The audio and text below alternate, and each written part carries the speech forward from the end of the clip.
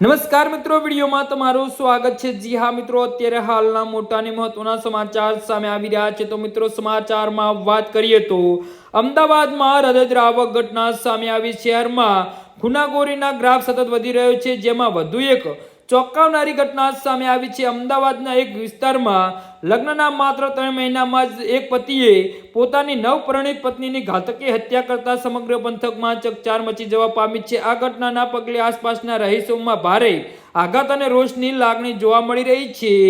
જી હા મિત્રો, પ્રાપ્ત વિગતો અનુસાર મધરાત્રિએ જ્યારે પત્ની ઘરના ધાબા પર સૂતી હતી ત્યારે તેના પતિ મેહુલ મુનિયાએ તક જોઈને તેના પર જીવલેણ હુમલો કર્યો હતો અને આરોપીએ એકદમ ઉશ્કેરાઈ જઈને પતિના ગળાના ભાગે શરીરના અનેક ઘા મારીને તેને લોહી લુહાણ કરી દીધી હતી। હુમલો એટલો ગંભીર હતો કે ગંભીર રીતે ઘાયલ પત્નીનું ઘટના સ્થળે જ કરુણ મોત નીપજ્યું હતું। ઘટનાને અંજામ આપ્યા બાદ આરોપી પતિએ સ્થળ પરથી ભાગી છૂટવાનો પ્રયાસ કર્યો હતો। તેને ધાબા પરથી નીચે કૂદકો મારીને ફરાર થવાની કોશિશ કરી હતી, પરંતુ સ્થાનિક પોલીસની સતર્કતાના કારણે ટૂંક સમયમાં જ મેહુલ મુનિયાને દબોચી લેવામાં આવ્યો હતો। પોલીસે આરોપીની અટકાયત કરીને તેની કડક પૂછપરછ શરૂ કરી દીધી છે।